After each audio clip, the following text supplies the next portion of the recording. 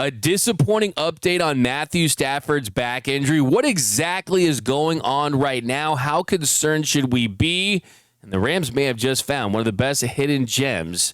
The UDFA will get into him. And also, we've got PFF grades, the best and worst from preseason week 1. That's coming up next on Locked On Rams.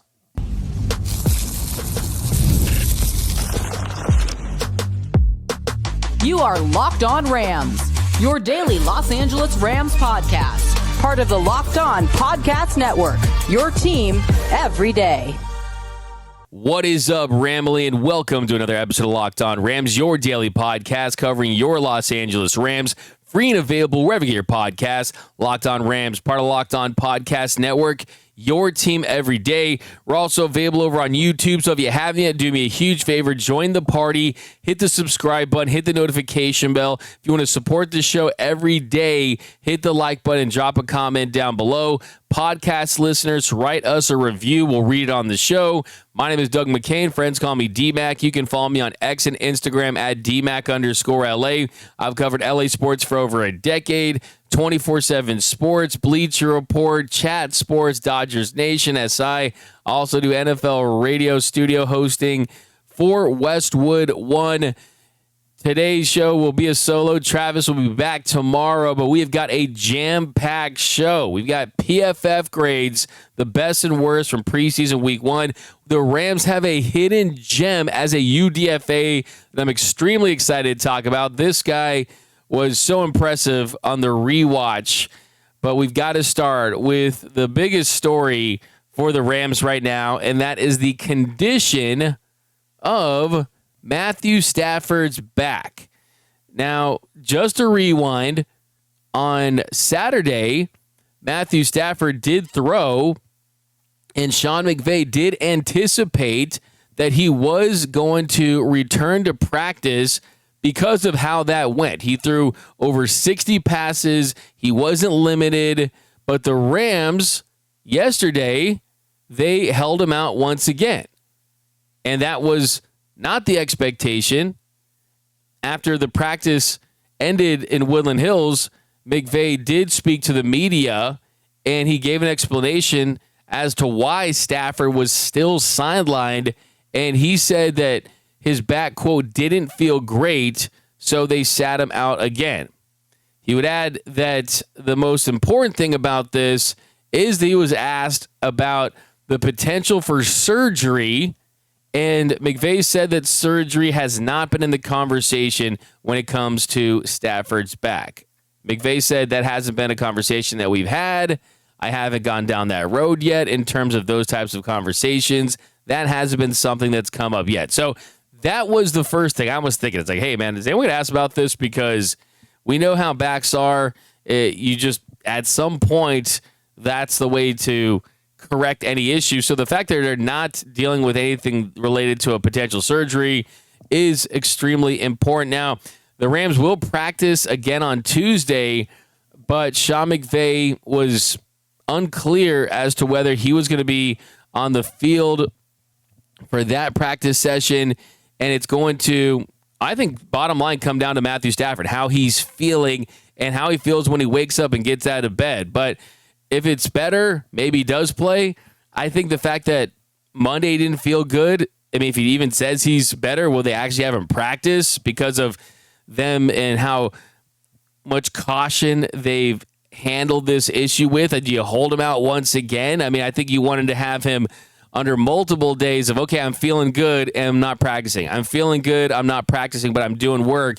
I think you want this guy to be as close to feeling like his normal self, just so he doesn't have a setback and then has to miss the start of the season. You just don't want to have that in any capacity. He needs to be QB1 when the Rams start their season on September 7th against the Houston Texans.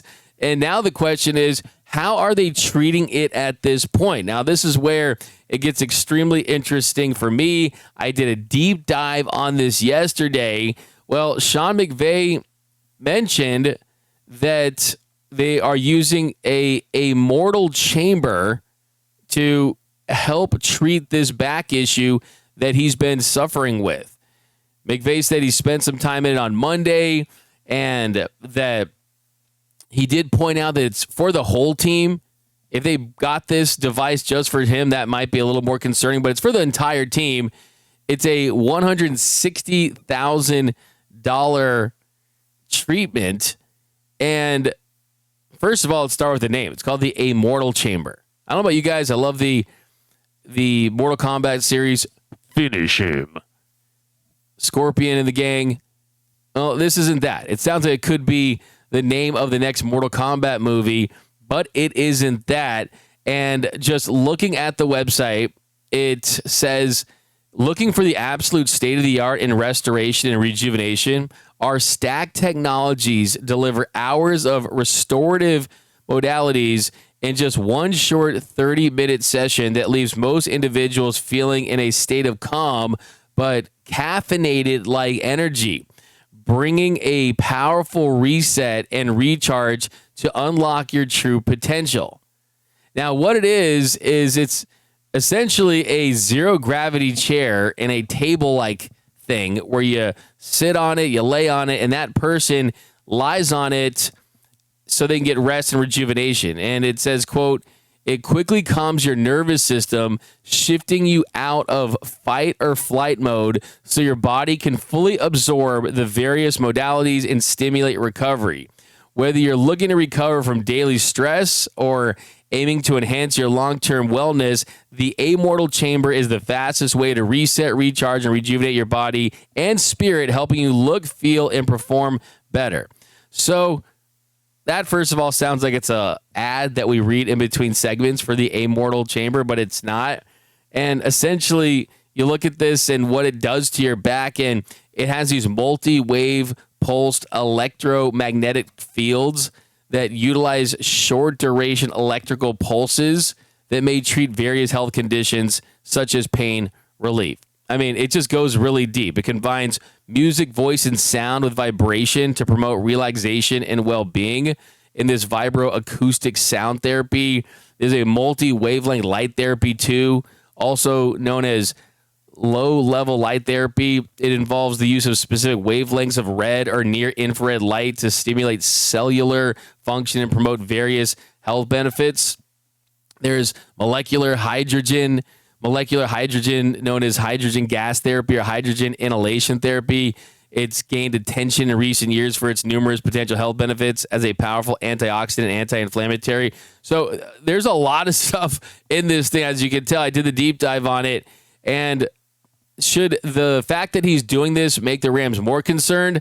I think it's just another way to hopefully expedite the healing process and accelerate to the point where he can get back on the practice field, and they want to know that, hey, there's going to be no stone unturned. We're going to do everything we possibly can to get our big-time number one most important player back out there on the field and building chemistry with this group. And I do think the fact that the good news is it's not just for Stafford. I think that is. It's not exclusively for him. But still, I mean, let's be honest here. Like, this is concerning. And I think you have to raise your concern level just because, I mean, he does not feel right. And we need him to feel right because, I mean, there's no way that he's just ready to play if he's just not getting the okay from himself. And I think that a couple of things you think about. I mean, this is tackle football, right? I mean, this is a very physical game. And when you're not feeling good with your back, any hit could probably make things worse. So that's kind of my question for the Rams at this point is how do you protect him from making this actually a serious, significant problem that could lead to much worse issues? Let's leave it at that because we don't want to throw that out there.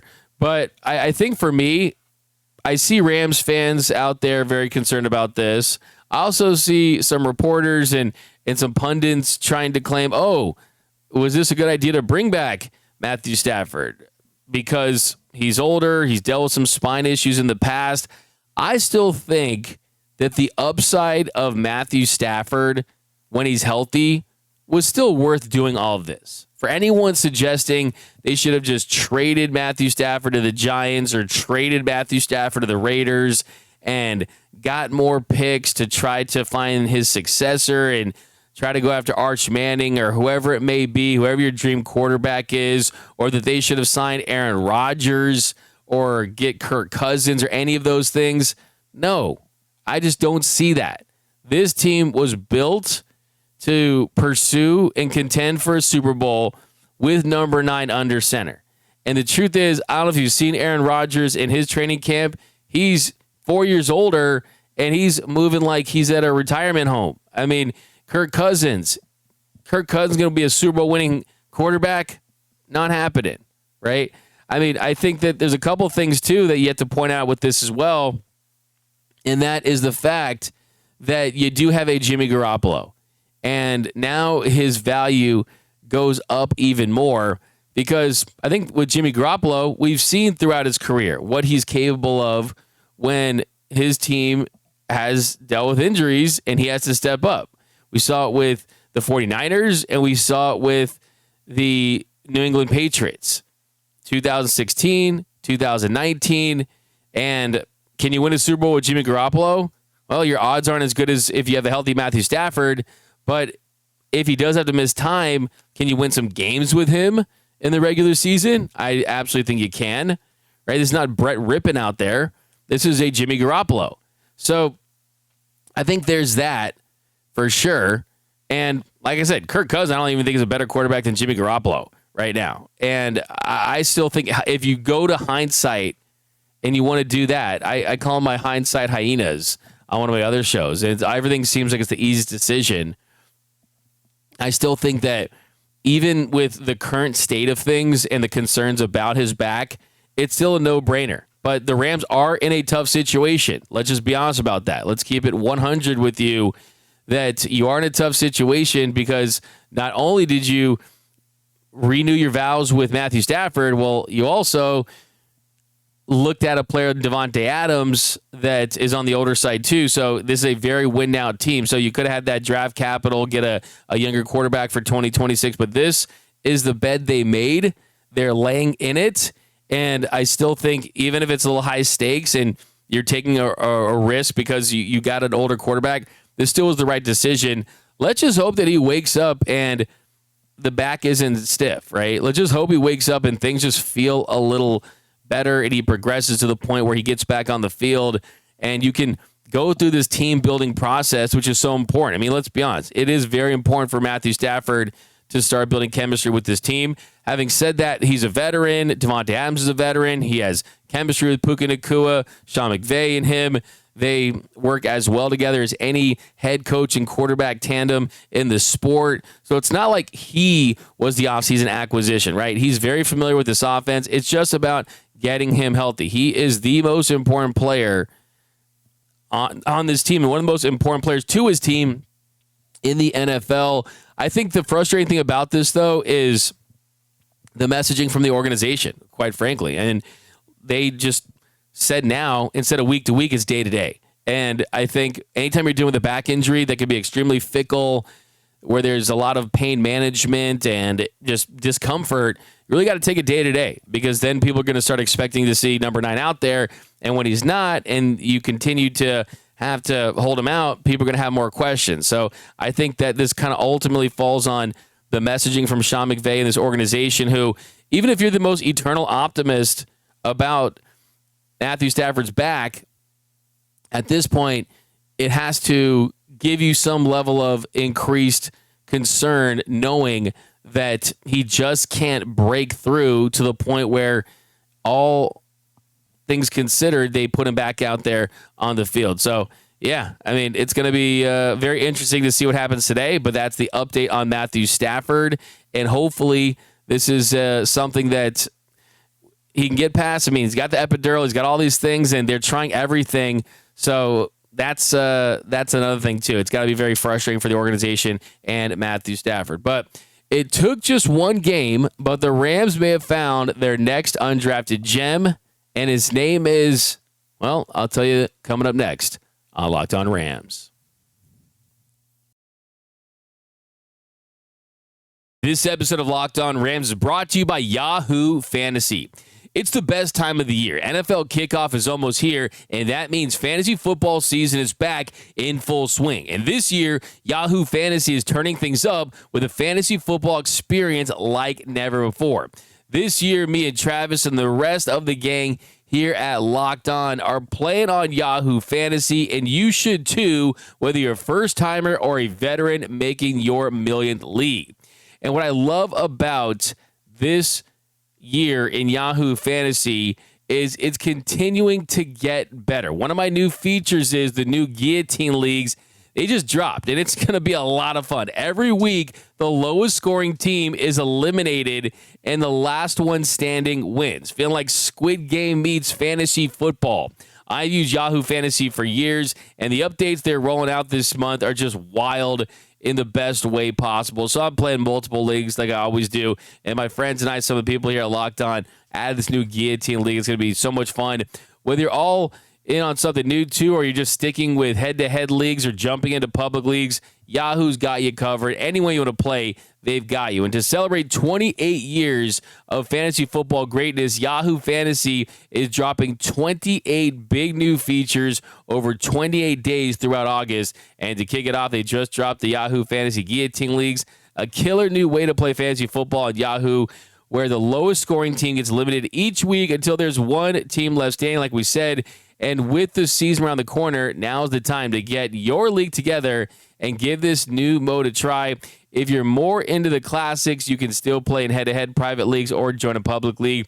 Stay tuned for more killer announcements and start playing Yahoo Fantasy Football now at yahoofantasy.com/LockedOnNFL. And we're off and running here on Locked On Rams. Thank you for making Locked On Rams your first listen every single weekday. Free and available wherever you get your podcast. Locked On Rams, part of Locked On Podcast Network. Your team every day. We're also available over on YouTube, so hit the subscribe button, hit the like button for my everyday viewers and podcast listeners. Write us a review. We'll read on the show. Also, join the Everyday Listeners Club. That is where, if you are a part of the Ramley, big Rams fan, you watch or listen to every single episode we drop Monday through Friday, podcast or YouTube, or do both. And then you won't miss a thing about your favorite team. Also, we got the new squad show with my man Gavin Carlson and my man Michael Brockers. That's going to be twice a week. I will be featured on that as well, once during the week and once during the post-game show. So be on the lookout for that. We had a lot of fun on our first episode. Go back and watch that. Very, very excited about the squad shows this year. Even more Rams content coming your way, guys. Number one Rams daily podcast. All right, guys, I'm very excited to talk about this next guy. Who was the name that I teased? I know that was a tough tease, right? Tough tease. I want to keep you locked in. And we're going to talk about center Willie Lampkin. The PFF grades came out, and PFF grades you got to take it with a grain of salt, right? They're not the end-all, be-all, but they do give you a really good look at player performance. And Willie Lampkin, in the Rams preseason game against the Cowboys, he received a 94.1 PFF grade. That is absolutely elite. He balled out. He allowed 0 pressures on 9 pass blocking attempts. On those snaps, you go back and watch the film, he was generating these huge running lanes. I mean, these huge lanes for the RBs, and he was fantastic. He was so good that it just makes you wonder, how did this guy perform this well, and how did he slip through the cracks? And the answer is because he's undersized. He's 5'10 and 3/8, 270 pounds. There was no other lineman at the Senior Bowl that was under 6'3 or under 307 pounds. So to say that he's undersized is an understatement. He wasn't even invited to the NFL Combine. He didn't get invited to the NFL Combine.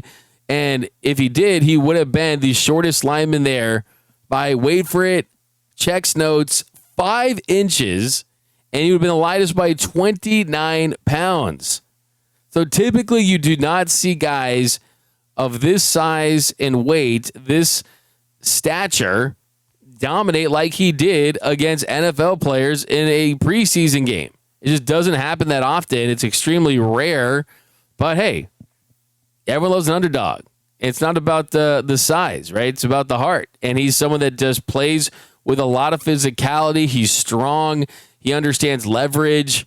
And he was just great out there. So, I mean, we know the Rams have Bo Limmer. You have Coleman Shelton. You have a lot of guys out there from a depth side that you feel really good about. But Willie Lampkin just is officially on the radar. Like, you are on the radar. You definitely impressed. I'm very excited about this guy. It makes me like him even more that he is in that oh my Lord, like, why, how could he be this good? And he's 5'10", 3. I mean, that's crazy. I'm taller than this dude, right? I'm taller than this dude, and the fact that he can go out there and compete with NFL linemen, it was just terrific. It was miraculous, and I just can't wait to see more of him. So another guy that played well too, David Quessenberry. Right tackle David Quessenberry, a 90.8 PFF grade. Justin Dedich, an 81.3 PFF grade. And Stetson Bennett, a 79.6 PFF grade. And left guard Ben Dooley, a 77.8 PFF grade. Those are the top five there on offense.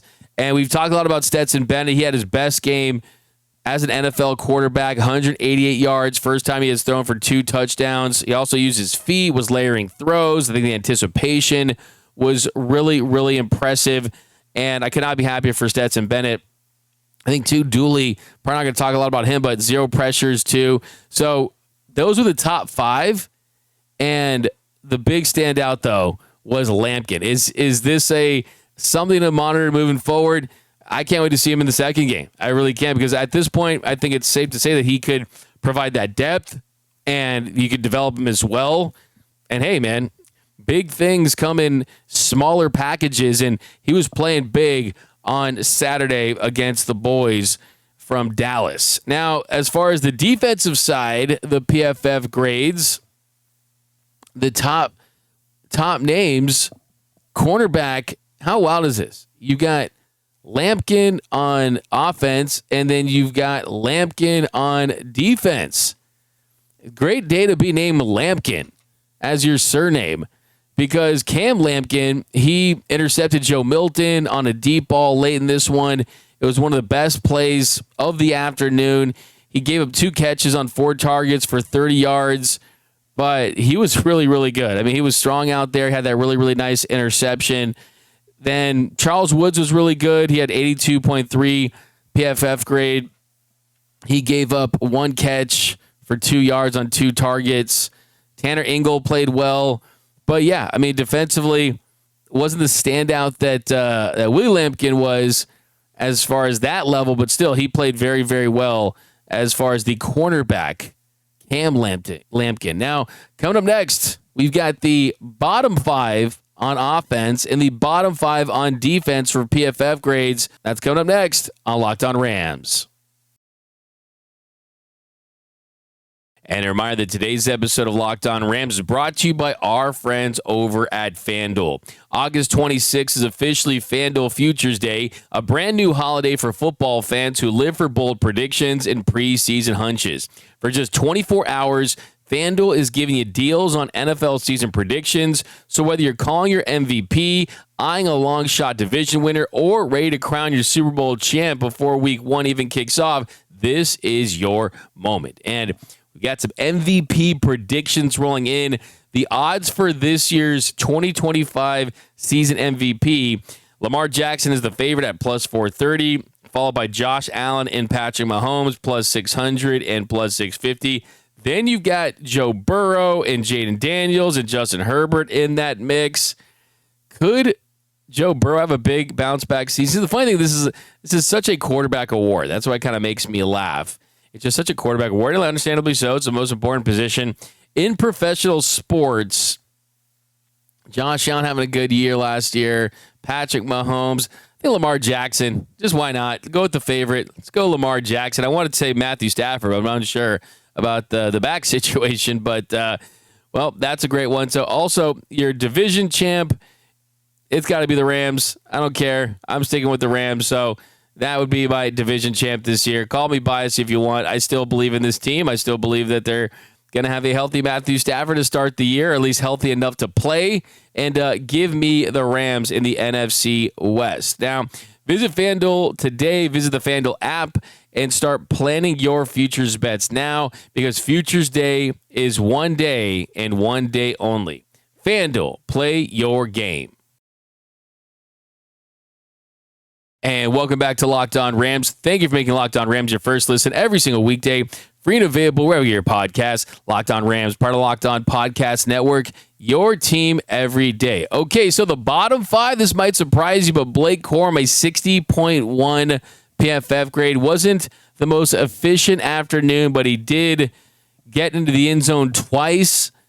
I saw some really nice runs. I like the fact that he can make defenders miss the way he can. There's a unique style to his running game where he's got the physicality, and he can also kind of be nimble with his feet in tight spots. So, look, like I said, you got to take PFF grades with a grain of salt sometimes, and the eye test versus the PFF grade, there can be a difference of opinion there as far as how it makes you feel versus what they saw in the end grade. And then you got tight end Anthony Torres, 56. You got left guard Wyatt Bowles of 54.9. A.J.R. Curry, kind of one of the more meaningful ones, got a 47.8 PFF grade. And then wide receiver Mario Williams, who you were hoping would make a little more of his opportunity, had a 41.3 PFF grade.